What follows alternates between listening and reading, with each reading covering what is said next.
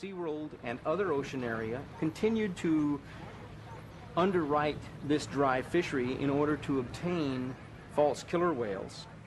And it was only when Marine World apparently got some wires crossed in terms of information leakage that the whole thing became quite well known to the public.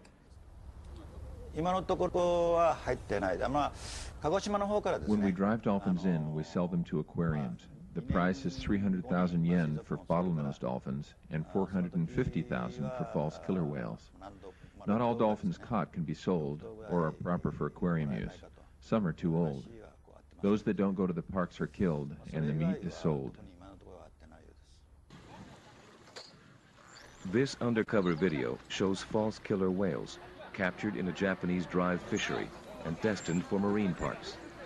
The fishermen themselves were reimbursed only for their time and fuel, whereas most of the profits went to places like the Tokyo-based Dolphino Corporation that brokered the animals, and Jay Sweeney, who is often contracted by facilities like Marine World to pack and move them. In 1992, Sweeney was asked about his involvement. No, I don't work with Japanese fishermen at all. I don't even know who they are. 3 years before this interview, however, Hardy Jones filmed Sweeney and U.S. Navy personnel at Taiji, Japan, removing and loading 2 Risso's dolphins. Navy personnel and Sweeney himself pleaded with Jones not to film their activities. We can do things together. I can help you, in the years to come. And you can blow it right now. Jones refused his request. I'm just taking pictures of an event related to dolphins, as I do all over the world. Seaworld's effort to bring back the drive fishery was so successful that even the U.S. Navy was buying dolphins from Japan. I have some videotape of you working with Japanese fishermen. Yes, but that is, the Japanese fishermen are responsible for removing the animals from the water. I am on the scene to oversee that process does not harm the animals. But I don't work with them.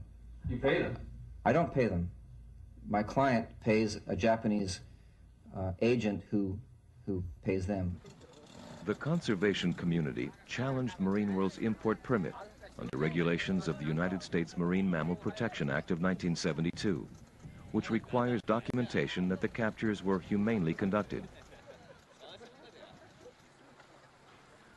Marine World could provide no such documentation, and in the summer of 1993, the U.S. National Marine Fisheries Service denied Marine World Africa's permit to import dolphins from Japan.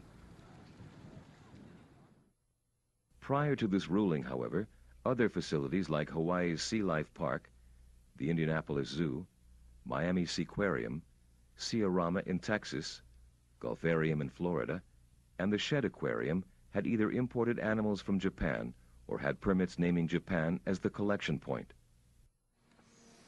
Foreign facilities in Japan, Indonesia, Thailand, Singapore, and Hong Kong were involved as well, and to this day continue to acquire animals through the drive fishery. Securing dolphins and false killer whales from Japan's drive fisheries was only one of the methods originated by Seaworld to assure not only a steady supply of these smaller animals, but the larger killer whales as well. Dr. John Hall. Seaworld obtained permits from the Fishery Service to import 6 false killer whales in the late 1980s.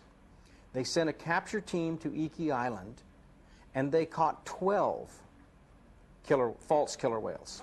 Numbers 7 through 12 were trucked on a flatbed truck over rough roads from Iki Island all the way to Kamigawa Seaworld on the east coast of Japan, north of Tokyo.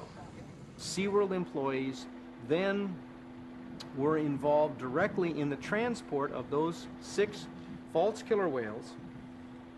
They trucked them to Tokyo, put them on a jet freighter, and flew them from Tokyo to Hong Kong to Singapore to Dubai in the Arab Emirates, and then from the Arab Emirates to Amsterdam. They were then trucked to the Dolphinarium in Holland at Harderwijk, and they were used as trading material. They put those animals through immense stress in order to avoid Canadian airspace and possible inspection, knowing that they didn't have permits for them.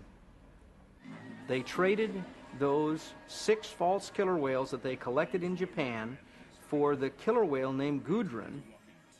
Gudrun was officially listed on the U.S. federal importation permit as a breeding loaner to Seaworld. Historically, U.S. capture permits for dolphins or killer whales required government scrutiny and public input. For Seaworld, this meant high visibility and controversy. Yet if they bought killer whales from other facilities or borrowed them for breeding purposes, they could bring them into the U.S. with little fanfare and less regulation.